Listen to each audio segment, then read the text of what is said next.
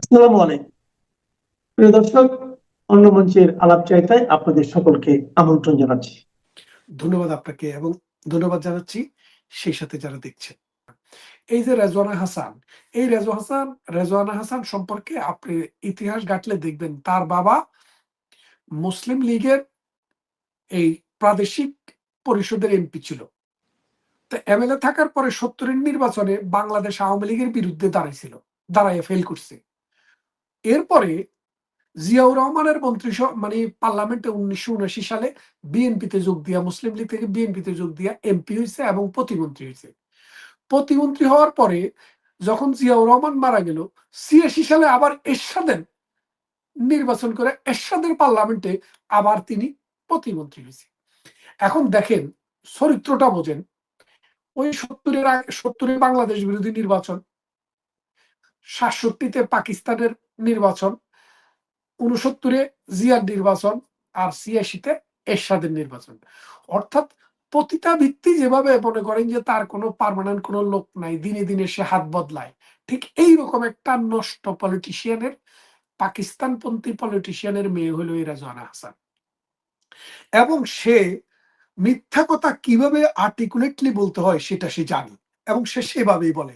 দেখেন, প্রথমে সে কি বলল, আমরা চেয়েছিলাম বাংলাদেশে উগ্রপন্থীরা যাতে মেইন স্ট্রিমে না আসতে পারে। অর্থাৎ সে বলতেছিল যে জামাত যাতে ক্ষমতা না নিতে পারে, এটা আমরা চেয়েছি, আমরা এটাতে সফল হয়েছি। আবার ওই মোশাররফ হোসেন ঠাকুর নামে বিএনপির একজন নেতা আছেন, বিশ্ববিদ্যালয়ের প্রফেসর, তিনি বললেন যে সচিব উনার মন্ত্রণালয় ছিল, তিনি প্রতিদিন যে সচিবকে শাসাতেন যে ঠিক হও, জামাত ক্ষমতায় আসতেছে। তার মানে উনার প্ল্যানটাই ছিল জামাত ক্ষমতায় আসা। তো জামাত তো ক্ষমতায় আসবে, বাংলাদেশের একদম ৬৪ ডিস্ট্রিক্টে সব জায়গায় বেহেশতের টিকিট টুকেট বিক্রি করা শেষ। মহিলারা অলরেডি মনে করেন যে প্লেনে উঠার, মানে বেহেশতের প্লেনে উঠার জন্য, বোরাকে উঠার জন্য কাপড় চোপড় রেডি করে ফেলছে সব। মানে আগামীকাল ভোট হবে, রাত্রে রেজাল্ট হবে, পরের দিন তিনারা বোরাকে কইরা বেহেশতে একদম চলেই যাবেন, একদম এটা ঠিক হয়ে গেছে। তো ইন্ডিয়া চিন্তা করলো, এই বাঙালি এত তাড়াতাড়ি এত সহজে বেহেশতে যাইতে দিব? ইন্ডিয়া মনে করেন যে ২-১ দিন আগে খেলটা ঠিক পথে খেললো।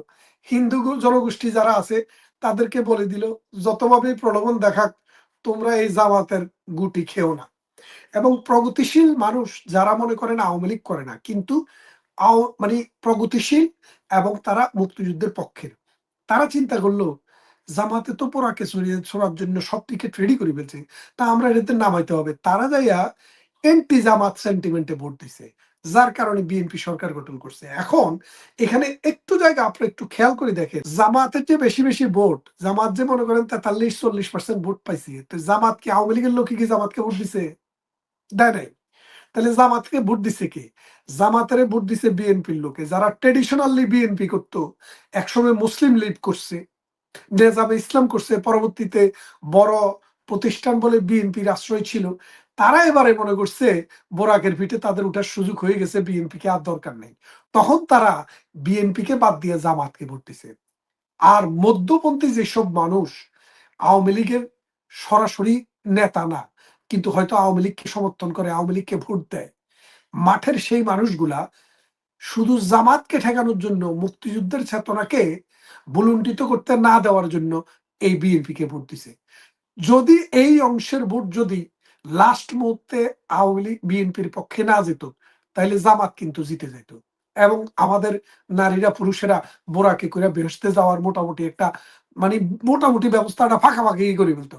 তা আমরা দুঃখ প্রকাশ করি, আমরা তাদেরকে বেহেশতে যাইতে দেই নাই, আমাদের প্রগতিশীল মানুষেরা তাদেরকে বেহেশতে যেতে যায় নাই। এখন এই রিজওয়ানারা বলছে যে আমরা মৌলবাদীকে ক্ষমতায় আনতে চাইনি। আসলে মৌলবাদীকে ঠেকানোটা রিজওয়ানার কাছ থেকে হয় নাই, এটা আমাদের প্রতিবেশী যে রাষ্ট্র আছে তার যে ক্ষমতা আছে, ভূরাজনৈতিক ক্ষমতা, অর্থনৈতিক ক্ষমতা, বিশ্বকে কন্ট্রোল করার ক্ষমতা, সেই ক্ষমতা বলে এই জামাত কিন্তু কিক আউট হয়ে গেছে। খেয়াল করে না। এক, দ্বিতীয় কথা হচ্ছে আমেরিকার সাথে যে চুক্তিটি হয়েছে, এই চুক্তিটি এখন যদি আপনি দেখেন আপনার গায়ের রোম শিহরে উঠবে। কারণ কি বলছে, যে আপনি পৃথিবীর কোন দেশের সাথে যদি ট্রেড এগ্রিমেন্ট করতে হয় তাহলে আমেরিকার অনুমোদন লাগবে, এবং আমেরিকা যাকে শত্রু হিসেবে ট্রিট করে সেই রকম কারো সাথে আপনি, মানে আমেরিকার অমতে কোনো বাণিজ্য চুক্তি করতে পারবেন না। খেয়াল করে দেখেন বিষয়টা। এখন আমাদের তেলের মূল যোগানদাতা হচ্ছে মধ্যপ্রাচ্য, বিশেষ করে এই সৌদি আরব বা কুয়েত, কাতার, এইসব জায়গা থেকে এলএনজি এবং তেল আমাদের মূলত আসে। তো এখন সেই তেলটা এখন হরমুজ প্রণালী বন্ধ হয়ে গেছে যুদ্ধের কারণে। আমাদের দেশের তেলের হাহাকার কিন্তু কাছাকাছি পর্যায়ে চলে আসছে। আগামী ২ সপ্তাহ যদি এই যুদ্ধটা চলে, আমাদের দেশে কোনো তেলই থাকবে না। তো এখন তেলের জন্য আমাদের বিকল্প হলো রাশিয়া। তেলের জন্য বিকল্প হলো আমাদের অন্য কোনো দূরের দেশ। নাইজেরিয়া বা আপনি ধরেন ওই যে ওইদিন তুলে নিয়ে আসলো যে মাদুরোর দেশ ভেনিজুয়েলা। হুম। তো এখন আমরা ওইসব দেশে যাইতে গেলে রাশিয়াতে, আর আমাদের এলএনজির জন্য চায়না আছে। চায়নার কিছু ন্যাচারাল গ্যাস আসে, ওরা কিছু বিক্রি-টিক্রি করে। এখন ওই চুক্তির শর্ত মোতাবেক আপনি কি যাইতে পারতেছেন? তাইলে আপনি এখন বোঝেন। এরপরে বলছে আপনি যে গার্মেন্টস শিল্পের তুলা, এটা আমেরিকার তুলা ব্যবহার করবেন। আপনি বলেন তো অন্য দেশ থেকে তুলা আনলে আর আমেরিকার থেকে তুলা আনলে আপনার খরচটা ৩ গুণ হয়ে যায় না? মানে বাংলাদেশের গার্মেন্টস শিল্পকে মোটামুটি কবর দেওয়ার একটা ব্যবস্থা হয়ে গেছে। এই ইউনুস সম্পর্কে আমাদের দেশের বদিউল আলম নামে এক ভদ্রলোক খুব সুন্দর কথা বলেন, সচিব ছিলেন। উনি বলে যে গ্রামে ইনি এই গ্রামের একটা বদমাশ লোক ছিল। সবার পাছায় কাইন্না আঙ্গুল ঢুকাইতো, মানে কনিষ্ঠ আঙ্গুলে ঢুকাইতো। তো যখন মরে যাওয়ার সময় হইছে, গ্রামের লোকেরা ডাইকা বলে যে আমার পিছন দিয়ে আমি মরে গেলে একটা বাঁশ দিয়া ওই রাস্তার কোনায় তোরা দাঁড় করে রাখিস। তো গ্রামের মানুষের চিন্তা করতেছে এটা কেন বললো। তো দেখ, তারপরেও সে ওসিয়ত করে গেছে, তার কথা মতো বাঁশ দিয়া তারে মানে ৩ রাস্তার মোড়ে ঝুলে রাখছে, আর পুলিশ এসে পুরা গ্রামবাসীকে ধরে নিয়ে গেছে, মানে হত্যার দায়ে। মানে সে ময়ূরও একটা কইরা গেল।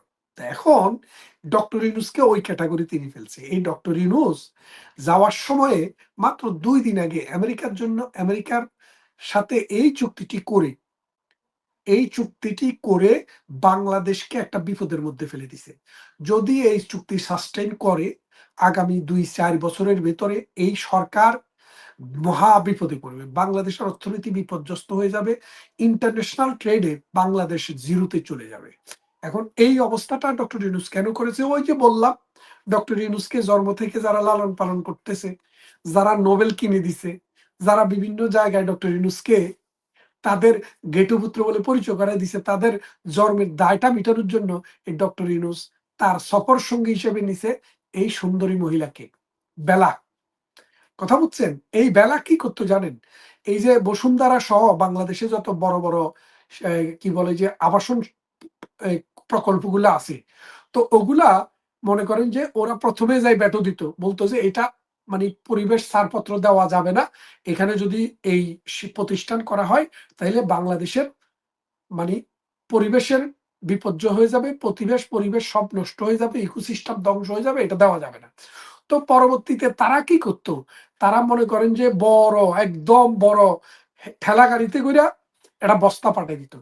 তো বস্তা পাঠাই দেওয়ার পরে তারা আরেকটা নতুন সংবাদ সম্মেলন করে বলতো যে হ্যাঁ, তবে এটার ডান পাশে যদি ছোট একটা জলাধার রাখা হয়, বাম পাশে যদি ১০০টা গাছ লাগানো হয়, তাহলে এটা প্রকৃতির কোনো সমস্যা হবে না। কথাটা বুঝছেন? এই কাজে ব্যস্ত ছিল। এখন জামাতে ইসলামী মনে করছিল যে তার বাপ ছিল মুসলিম লীগার, এখন সে তো আমাদের লোক, সুতরাং আমরা তো সেল চালাইয়া বেহেশতের দিকে রওনা দিছি। এখন সে যখন এই কথাটা বলছে, তখন তো জামাতে বলতেছে যে এই দুইজন, একজন হলো খলিলুর রহমান, কারণ খলিলুর রহমান সারা বছর এই আমেরিকার স্বার্থ দেখলো, আর আমেরিকা জামাতের পিছনে হাত দিয়ে থাকলো। এখন খলিলুর রহমান তাদের লোক, তারা ধরে নিয়েছিল, কিন্তু তারেক রহমান এসে পট করে তার উপর রাষ্ট্রমন্ত্রী দিয়ে দিল। তখন জামাতের মধ্যে এখন কমপ্লেক্স তৈরি হলো, কিরে আমাদেরকে ঘুমে রেখে তো আমাদেরকে বিক্রি করে ফেলছে। এখন এই খলিলকে আর এই জলিলকে, এই কি বলে যে রিজওয়ানাকে, তারা মামলা করতে চায়।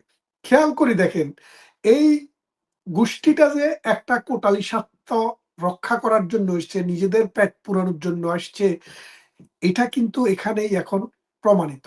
এই নির্বাচনটা যে একটা মেটিকুলাস ডিজাইনের নির্বাচন হয়েছে, এই নির্বাচনটা যে কোনো গ্রহণযোগ্য নির্বাচন না, এখানে নির্বাচনের রেজাল্ট শিটটা যে একটা সো কল্ড এবং এখানে কারে কোন জায়গায় দেওয়া হবে এটা যে আগে থেকে নির্ধারিত ছিল সেটা তারা এখন নিজেরাই প্রকাশ করছে। শুনেন, ওই কাপড়ের দোকানের এক পাশে কাপড়ের দোকান, সামনে হলো কোলিং কর্নার, কফি বিক্রি করে, আবার একটু স্ন্যাক্স ট্যাক্স বিক্রি করে, আইসক্রিম বিক্রি করে। তো এক কাস্টমার ওই দোকানে গিয়ে কাপড় কিনছে, বলে যে ভাই একটু পয়সা কম রাখেন, ভাই ভাই এক কাপ চা খাইয়া যান, পয়সা কম রাখতে পারবো না। তো সে বলে যে ওই দোকানে যান। দোকানে যাওয়ার পরে দোকানদারের সে অর্ডার দিল কি, আমাকে চা দেন, কফি দেন, ম্যারিন্ডা দেন, মানে সে কাপড়ের দামের চাইতে বেশি জিনিসের অর্ডার দিয়ে ফেলছে। দেওয়ার পরে বলে যে না, এত জিনিস আপনাকে কেন দিব? তো ওই দোকানদারের দেখাইলো, দোকানদার হাত দিয়ে বলে যে ভাই ঠিক আছে ঠিক আছে, আমার লোক। কিন্তু দোকানদারে জানে এটা কফি খাবে, এই যে পুরো দোকান সহ খায়া ফেলতেছে, এটা কিন্তু দোকানদারও জানে না। জামাত এবং বিএনপির বিন্দু মাত্র ধারণা ছিল না যে আসলে এগ্রিমেন্টটা কি হচ্ছে। কথাটা বুঝছেন? বিএনপি ছিল এক টেনশনে যে কোনোভাবে নির্বাচনটা হয়ে যাক, আর জামাত চাইছে কোনো না কোনো ভাবে নির্বাচনটা একটু পিছনে নিয়ে যাক। এবং এই দুইজনের দুই দিকে চাওয়ার কারণে দুইজনকেই ডক্টর ইউনূস ম্যানেজ করছে। তো এই ম্যানেজ করতে যাইয়া ডক্টর ইউনূসের সাথে এই চুক্তিতে যে কি লেখা ছিল, বিএনপিও জানে না, জামাতও জানে না। খেয়াল করে দেখেন, জি। জামাত, ডক্টর ইউনূস বলছে আপনারা কি আমার সাথে একমত কিনা? হ্যাঁ, আমরা আপনার সাথে একমত। বিএনপিও বলছে হ, আমরা একতে দায়িত্ব বেহাজাল ইমাম। এখন ইমামে যে জোহরের নামাজের সূরা তো আবার জোরে পড়ে না, বুঝেন না? জোহরের নামাজ আসরের নামাজের সূরা আসতে পড়ে না। তো ইমামে বলতেছে এটা হলো জোহর আসরের সময়, এটা তো মাগরিবের এশার সময় না, এটা আমি জোরে পড়তে পারবো না। তো যার কারণে ভুল পড়ছে নাকি শুদ্ধ পড়ছে বিএনপিও জানে না, জামাতও জানে না। যার কারণে তিনি তার মনের মতো করে এই চুক্তি করে নিছে। আমি মনে করি এই চুক্তির সাথে বিএনপি এবং জামাতের কোনো সম্পর্ক নাই। এই চুক্তি মূলত ডক্টর ইউনূস তার প্রভুদেরকে খুশি করানোর জন্য এটা করেছে। এবং বিএনপি এবং জামাত ওই সময়ে এক একজন এক এক রকমের কম্পালসিভ পজিশনে থাইকা ডক্টর ইউনূসের সাথে হা হা বলছে। ডক্টর ইউনূস হচ্ছে একটা বিশ্ববাট পার। আপনাকে বলি, আপনি আমাকে একটা জিনিস বলেন, আজকে যদি আমাকে আপনি বলেন যে বাংলাদেশের প্রতি আপনার কি, আপনি কি করছেন বাংলাদেশের জন্য, আমি এটাও বলতে পারি যে বাংলাদেশে অন্তত আমি ঈদে কোরবানিতে 10টা 50টা টাকা হইলেও দেই, যে যারা আছে আত্মীয় স্বজন তারা একটু ঈদ করুক। ডক্টর ইউনূস তাও দেয় না। ডক্টর ইউনূস কি করে জানেন? যা ইনকাম করে বিদেশে নিয়ে যায়। আর আমরা 10 টাকা ইনকাম করলে 2 টাকা হলেও দেশে দিই। ডক্টর ইউনূস এই যে মনে করেন তার গ্রামীণ প্রতিষ্ঠান, একটাতে যখন কিছু লাভ হয়, তো বাংলাদেশে একটা নিয়ম আছে যে কি, আপনি যদি নতুন কোনো প্রতিষ্ঠানে বিনিয়োগ করেন তাহলে ট্যাক্স দিতে হয় না। তো এটার আরেকটা বাই তৈরি করে। তো বাই তৈরি করে ওই টাকাটা ওখানে নিয়ে যায়। ওখান থেকে 10 টাকা দিয়ে 8 টাকা বা 6 টাকা বিনিয়োগ করে 60 টাকা খায়া ফেলে। তারপরে ওই নতুন যে বাই হলো, তার যখন লাভ হয় তখন আরেকটা বইন তৈরি করে। ওই বোনের কাছে যাইয়া টাকাটা রাখে, রাইখা 10 টাকা বিনিয়োগ করে, তার মধ্যে বিনিয়োগের থেকে 4 টাকা সে খায়া ফেলে। এইভাবে বাংলাদেশ সরকার কখনো ডক্টর ইউনূসের এই প্রতিষ্ঠান থেকে লাভ করতে পারে নাই। ডক্টর ইউনূস হচ্ছে একজন প্যাথোলজিক্যাল লায়ার। ঘন্টায় ঘন্টায় মিথ্যা কথা বলে এবং খুব সাজায়া বলে। আপনি দেখেন television, radio, media, social media, কোনো জায়গায় কোনো একটা লোক ডক্টর ইউনূসকে ভালো বলছে না। কেন বলছে না? জি। কারণ একটাই। কারণটা হচ্ছে কারণটা হচ্ছে উনি বাঙালি জাতির সাথে, বাংলাদেশের মুক্তিযুদ্ধের সাথে, বাংলাদেশের স্বাধীনতা যুদ্ধের সাথে, বাংলাদেশের যে রাজনৈতিক প্রতিষ্ঠানগুলোর সাথে যে প্রতারণা করেছে, বাংলাদেশের মনে করেন 53 বছরে যে দেশটা একটা সিস্টেমেটিক ওয়ের মধ্যে গেছিল, সেখান থেকে এটাকে টেনে নেওয়া হয়েছে। দেখেন, এই যে প্রেসিডেন্টের কোনো ক্ষমতা নাই গণভোট আহ্বান করার, সে প্রেসিডেন্টকে দিয়ে, প্রেসিডেন্ট এই যে কালের কণ্ঠে যায় বলে দিচ্ছে না যে আমার এই সম্পর্কে কোনো ধারণাই নেই, আমার দিয়া শুধু আমাকে দেখাইছে। কথা বুঝছেন? তো সেই জন্য বলছি, এই ডক্টর ইউনূস, রিজওয়ানা হাসান, এখন এই তাদের মধ্যে যখন পিটাপিটিটা হবে তখন আমরা খেলা দেখব। তো আসলে তাহলে আওয়ামী পরিবারের কথা যেটা বলছে, আওয়ামী পরিবার বলতে আসলে আমি ওই যে বললাম আপনাদেরকে, আওয়ামী লীগ, ছাত্রলীগ, যুবলীগ, স্বেচ্ছাসেবক লীগ, শ্রমিক লীগ, কৃষক লীগ, তাঁতি লীগ, মহিলা লীগ, এদের সকলকে বলছি যে আজকে হঠাৎ করে, আপনারা সবাই জানেন যে আজকে হঠাৎ করে উত্তর জেলা যুবলীগ একটা আহ্বায়ক কমিটি করেছে। তার মানে ওই কমিটির সভাপতি এবং সেক্রেটারি যেহেতু ঘুমন্ত অবস্থায় আছেন, ওনাদেরকে পাওয়া যাচ্ছে না, তাই এই দুইজনকে দায়িত্ব। আর এই দুইজন কারা? এই দুইজনের মধ্যে যেমন মিজান চেয়ারম্যান এবং আরেকজন, এরা হচ্ছে যে ফাইটার এই মুহূর্তে ফাইটার। মিজান চেয়ারম্যান ঢাকা শহরে প্রচুর মিছিল মিটিং করছে, ফাইটার, ফাইট করছে, সম্মান পেয়েছে সে। তো এইভাবে যুবলীগ হয়তো চট্টগ্রাম মহানগর এবং আরো আরো আরো এগুলো সবগুলোই করবে, সারা বাংলাদেশে হয়তো যুবলীগ করবে। তো যুবলীগ দিয়ে চালু হলো, এই জন্য বলছে আওয়ামী পরিবার। তার মধ্যে এখন আছে আপনার ছাত্রলীগ, স্বেচ্ছাসেবক লীগ, শ্রমিক লীগ, আওয়ামী লীগ। এইভাবেই আওয়ামী লীগের যে সিদ্ধান্ত, ঘুমন্ত নেতারা ঘুমেই থাকুক, নতুন নেতৃত্ব আনছে, মাত্র শুরু। আপনারা জানেন যে 1/11-এর পরে যুবলীগই সারা বাংলাদেশে তাতায়া রাখছিল, সাথে ছাত্রলীগ ছিল। তো এই যুবলীগ দিয়ে শুরু হয়েছে, ছাত্রলীগ আওয়ামী লীগ সবগুলোতে শুরু হবে, এটা হচ্ছে শিওর। আজকে যে দুজনের কথা জানেন, আগামীকাল আরো জানবেন, আরো জানবেন, আরো জানবেন। অনেক ছেলে পেলে আছে যাদের কথা আমি আপনাকে চিন্তাও করিনি, তারাও দেখেন এখন আস্তে আস্তে উঠে আসবে। হ্যাঁ, হয়তো পূর্ণাঙ্গ কমিটি দিবে না, কোনো কমিটি ভেঙে দিয়ে কমিটি দিবে না, সব ভারপ্রাপ্ত করে দিবে। আপনি পারতেছেন না ভাই, আপনি ঘুমান, ভারপ্রাপ্ত দিই। আপনি পারতেছেন না, ঘুমান, ভারপ্রাপ্ত দিই। তবে যারা এই যে এখন বিদেশে আছেন বা দেশে থেকে মুখ লুকিয়ে বসে আছেন, তাদের কপালে খারাপই আছে, চলবে। আবার যারা ওই যে গালাগালি করেন প্রচণ্ড, হাউ কাউ মাউ মাউ চাও চাও, আপনাদেরও খবর আছে। সবগুলোরই লিস্ট, স্ক্রিনশট সব যাচ্ছে নেত্রী পর্যন্ত। নেত্রীর সিদ্ধান্ত এখানে চূড়ান্ত, মানতেই হবে আপনাকে, কোনো উপায় নেই যতক্ষণ পর্যন্ত নেত্রী জারে দেয়। যেমন নেত্রী যদি কলা গাছরে বলে যে এরা মানতে হবে, এরা মানতে হবে, সেটাই হচ্ছে কাহিনী। তবে এই যে পরিবর্তন, এখন আমি এই জন্য আওয়ামী পরিবারের অন্যান্যদেরকে বলছি, এই ছাত্রলীগ, তারপরে আপনার স্বেচ্ছাসেবক লীগ, অমুক লীগ, তমুক লীগ যারা আছেন, তারা আপনাদের কি ঘুম ভাঙবে, নাকি আপনাদের নেতাকেও এইভাবে হঠাৎ করে দিয়া দিবে? কোন দিন রাতে শুনবেন যে আপনাদের নেতাদের যেহেতু নাই, হদিস নাই, আপনাদের নেতারা গেছে, শেষ। আপনারা হয়তো বলতেও পারবেন না, ঘুমের ভিতরে একটা কমিটি দিয়ে দেয় ভারপ্রাপ্ত। তো ভারপ্রাপ্ত যারা থাকবে তারা ভারপ্রাপ্ত বেশি দিন থাকবে, তাদের ভারমুক্ত করে দিবে খুব সহসা, ভারপ্রাপ্তদেরকে ভারমুক্ত করে দিবে। তো এটা এই যে এখন শুরু হলো, এটা কিন্তু এই মাসের ভেতরে এবং আগামী মাসের মাঝামাঝি আরো বহু খেলা দেখবেন, আরো অনেক কিছু দেখবেন। সুতরাং এখনো যারা নেতারা ঘুমিয়ে আছেন, মনে করছেন যে আপনাদের পদ পদবি থাকবে, তাদের পদ পদবি থাকবে না। আর সংগঠন, আওয়ামী পরিবারের সমস্ত সংগঠনের কেন্দ্রীয় নেতাদেরকে বলবো, আপনারা শুরু করেন। কারণ অনেকেই আজকে আমাকে ফোন দিয়েও ধন্যবাদ জানিয়েছেন, ভাই আপনি ওই দিন বিভিন্ন নেতার নাম ধরে ধরে বলছিলেন কে কোন দেশে আছে, কে কোথায় আছে, সেটার ফল শুরু হয়েছে কিনা। আমি জানি না ভাই সেটার ফল শুরু হয়েছে কিনা, এটা আমি জানি না। তবে অনেকে বলে যে হয়তো আমার কারণেও এটা শুরু হইতে পারে। অদূর ভবিষ্যতে হয়তো অনেকে বলবে যে ভাই আপনার ক্রিমিনালিজমের কারণে আমাদের অমুক নেতার নেতৃত্ব চলে গেছে। এখন আবার অনেক নেতারা আছেন যারা ওই যে কমিটির হয়তো 20 জন, 25 জন, 30 জন মেম্বার আছে, তারা তাদের সাথে কথা বলেন। তারা আবার তৃণমূলের সাথে কথা বলতে গেলে ফোন বন্ধ করে আসতে ভাইগা যান। আপনাদের কপালেও খারাপই আছে, বলছি আপনাদের কপালেও খারাপই আছে। সুতরাং এখনো সময় আছে, যদি জাগ্রত হতে 2-4 দিনের ভিতরে না পারেন, তাহলে আপনাদের কপালে যে কি আছে তা বুঝতেও পারবেন না। নেত্রী মরা নেতা আর চায় না, অনেক বছর খাইছেন, তো আর মরা নেতা চায় না।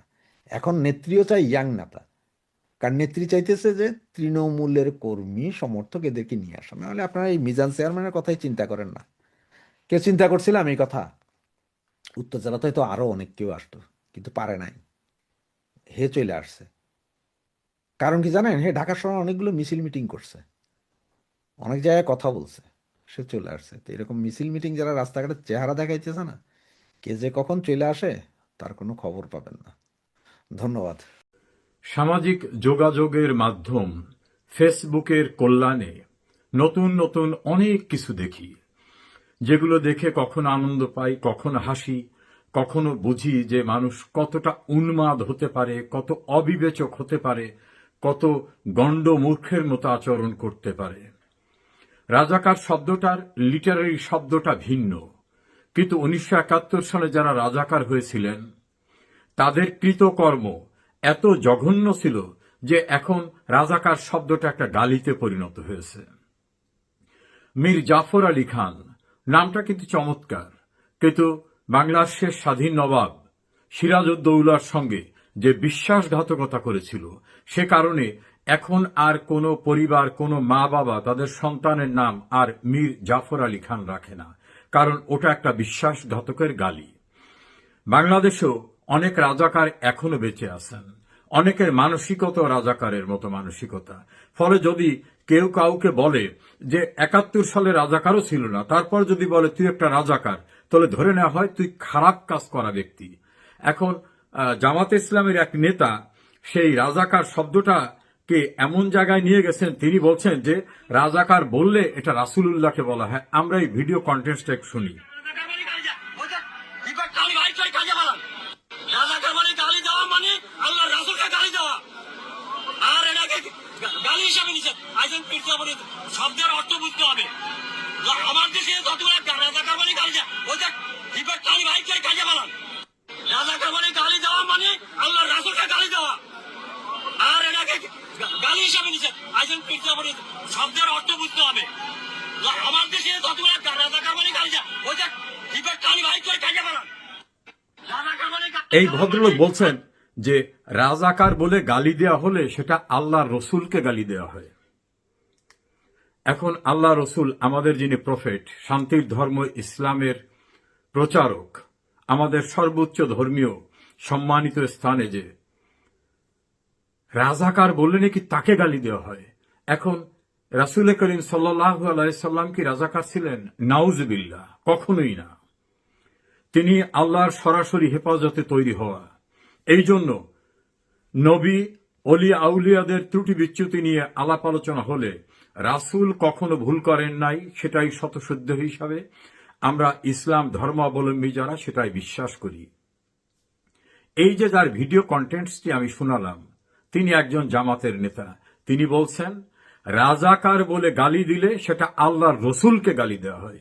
তাহলে ৭১ সনে বাংলাদেশে যারা রাজাকার হয়ে নারী ধর্ষণ, ধর্মান্তরিত করা, লুণ্ঠন করা, ঘরবাড়ি পুড়িয়ে দেওয়া, পাকিস্তানি হানাদার বাহিনীকে সহযোগিতা করে বাংলাদেশটাকে একটা ভয়ঙ্কর পরিস্থিতি সৃষ্টি করার যত কুকর্ম করেছে, এটাকে রাসূলুল্লাহ করেছিলেন, রাসূলুল্লাহ নির্দেশে করেছিলেন।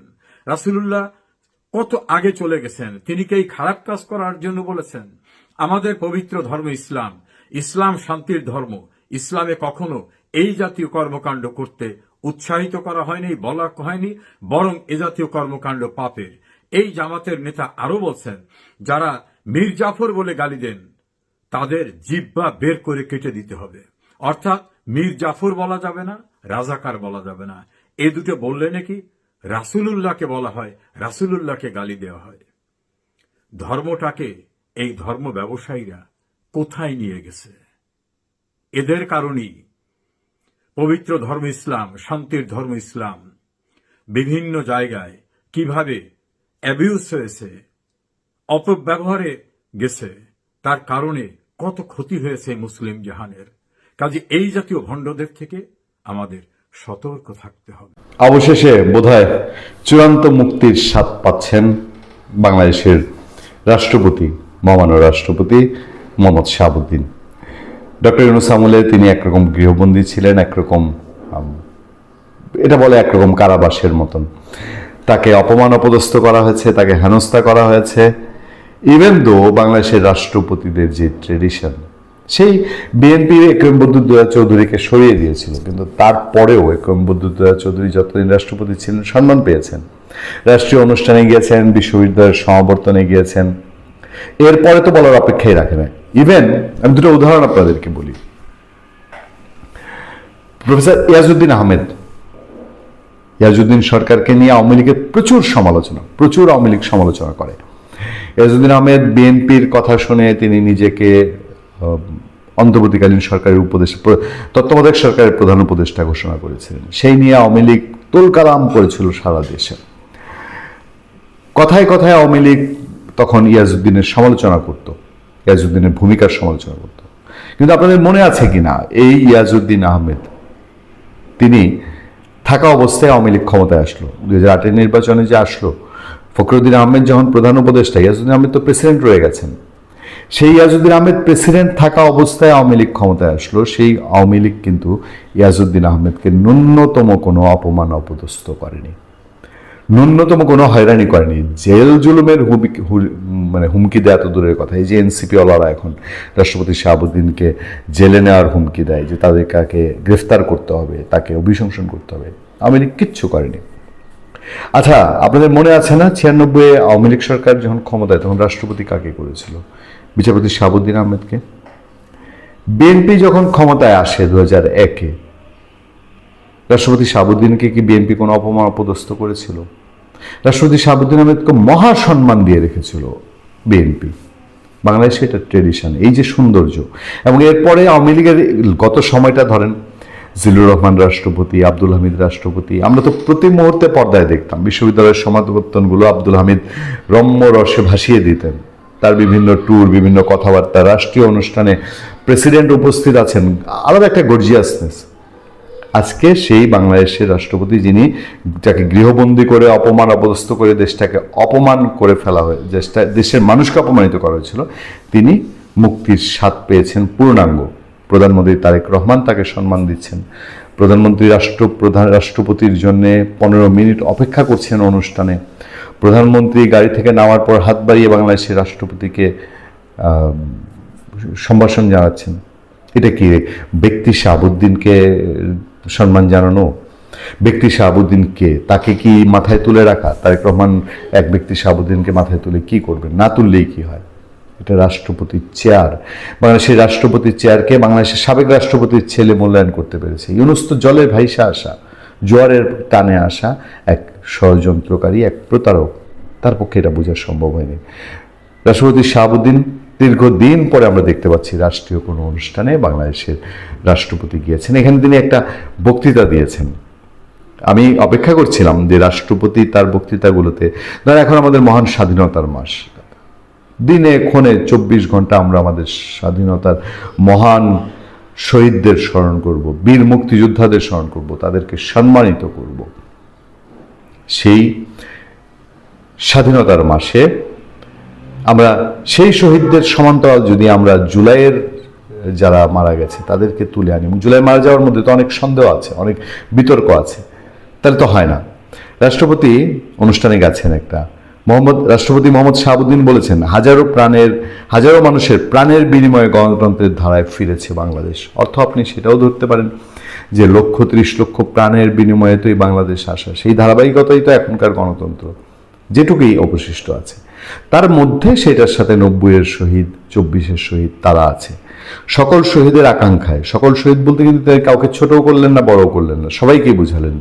24, 90, তারপর আপনার 71 এবং এর মধ্যে দিয়ে বাংলাদেশের জন্য যারা প্রাণ দিয়েছেন, সকল শহীদদের আকাঙ্ক্ষায় বাংলাদেশ প্রতিষ্ঠিত করতে হলে আমাদের জ্ঞান বিজ্ঞান প্রযুক্তিতে আরও সমৃদ্ধ হতে হবে, অর্থনৈতিক স্বাবলম্বিতা অর্জন করতে হবে, গড়ে তুলতে হবে একটি স্বনির্ভর বাংলাদেশ।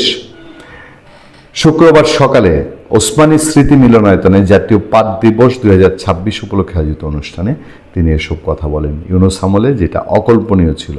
তারপর তিনি পাট নিয়ে যেটা হওয়া উচিত তিনি দীর্ঘ বক্তৃতা দিয়েছেন। চাষিদের পাট চাষে আহ্বান জানিয়ে রাষ্ট্রপতি বলেন, আপনারা উন্নত প্রযুক্তির উচ্চ ফলনশীল চাষ পদ্ধতি অনুসরণ করুন।